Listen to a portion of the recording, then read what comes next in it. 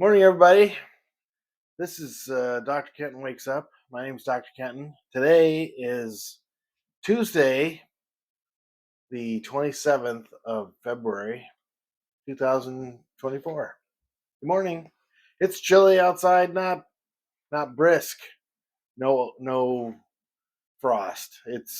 I would guess it's probably someplace hovering around 40. Good estimate. In the Coffeinator, um, Seattle's best breakfast blend.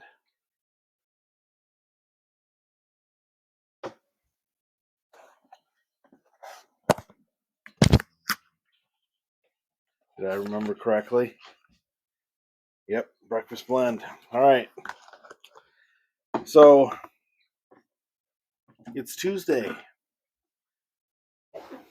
Tuesday's a good day for getting stuff done. Today I've got grading to finish, sort of like in a humane, uh, what would be sequence, a humane progression, humane cycle, pattern, routine. Um, just yeah, the thing that struck me on my walk today, assisted by a podcast, which I generally try to avoid, uh, is that, well, let me first address yesterday's episode. You may have noticed, if you pay attention, that at about the halfway point, more or less, the microphone went out. And I noticed it. You can tell from watching that I knew the microphone went out.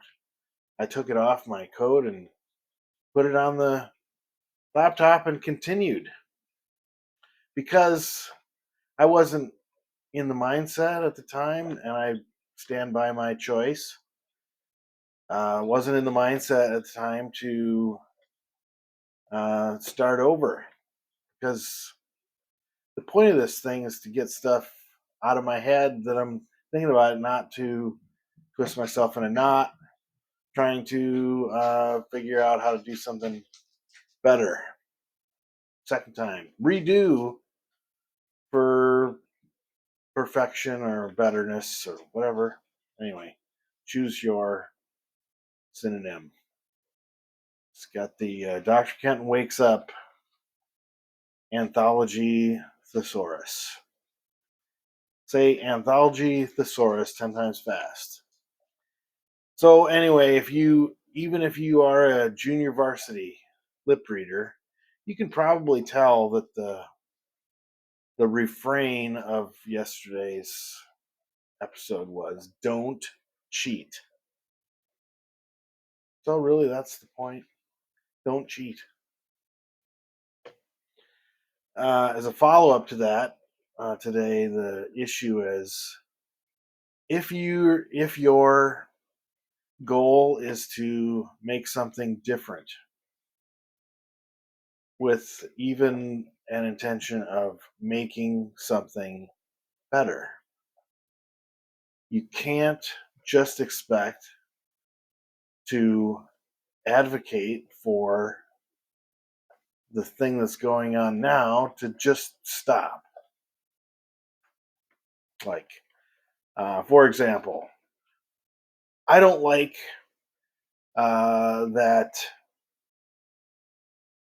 Hawaiian pizza features pineapple as an ingredient.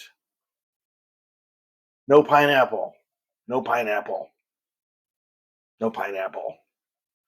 Because what you're doing is you're sort of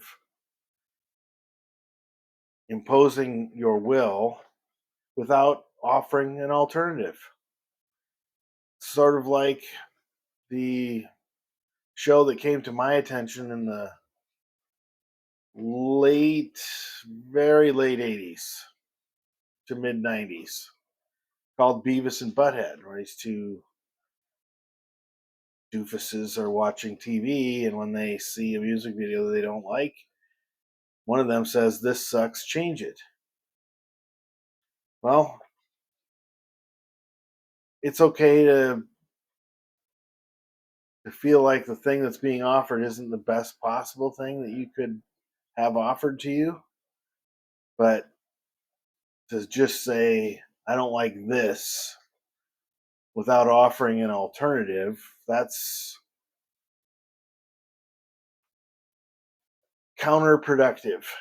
Makes people unhappy to have to hear your sour, rotten voice chiming about how much you're unhappy about the choices that are being made. Speaking of choices, I need to decorate this portion. I'll be right back. If you're not able to offer an alternative that you can defend as an improvement over the situation, then what you're doing is just complaining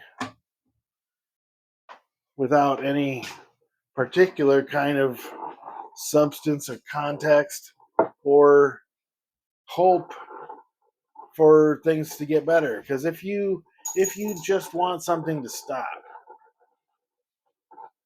or if you just want something to change, and you don't offer a directed alternative, a better choice, a better option, what you're going to get is something that's just different. And different, I'm not super old, but I've been, let's say, euphemistically, this is not my first rodeo. And if you just substitute some one thing for another thing in an arena of your life where you actually have an opinion, where you would feel empowered to say, "This sucks, change it," and you don't offer an alternative, what you're going to get, I can almost guarantee, is going to be worse. So figure it out. I need to dress this up now. Just a second. The next thing is that instead of just making a comment that things need to be different, can't you see things need to be different? Only only a pure dunderhead would feel like things are going along great or okay or even acceptable. You're so unhappy that you want things to be different. Just pull out your magic wand. Ding! Different. And I guess if your magic wand really works and things do become different because you suggest so, you could probably just run through a litany of them until you find one. Ding, ding, ding. Which is literally, figuratively, the same as just changing the channel on your TV. And I would hasten to remind people that reality doesn't work that way. You can't hope to change a person. You can't hope to change an institution. You can't hope to change even the landscape in which you're operating unless you yourself get up, pack all your crap into a shipping container, and go some other place. But let me remind you about that. When you leave the place where you are with all your stuff, nobody knows you in the new place. So now you got two problems. You've got an unfamiliarity with the situation, and nobody knows you. So nobody knows how to care about you. Nobody even knows that they should care about you. I'm getting a little bit off the rail, but the issue is it's okay to be dissatisfied. But calling for something to just change it's juvenile. Choose one. You're either Beavis or you're Butthead. You don't get to be Hank Hill. No, because Hank has a solution in mind when he requests an alternative. It's usually propane. Is that what you want? Is that what you want? And if this gets back to Mike Judge, I'm not using his characters willy nilly like or trying to steal his fame or acclaim. I'm just dude, you made characters that are too relatable to people that they would want to use them in their day to day conversation. To simplify. All right, so today's Tuesday. I mentioned I have some grading to do. I have some other things that I'd like to work on as well. And I'll, hopefully, I think my oatmeal's almost done, and the coffee, as you can see, that's ready to drink, ready to go. Now let me give it a.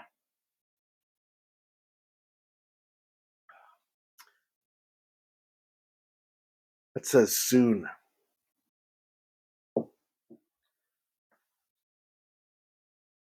All right then. Well, that's enough of my yammering. If you're unhappy and you really want to fix the situation where you are, come up with a better solution and offer that instead, rather than just complaining. Listen, I've been accused of that my entire life, and it's probably been true much of the time. So what you may notice, if you've known me for an appreciable amount of time, uh, I don't usually open my mouth unless I have something to advocate for. I'm not asking people to stifle their opinions, just asking them to remember. Love you, bye.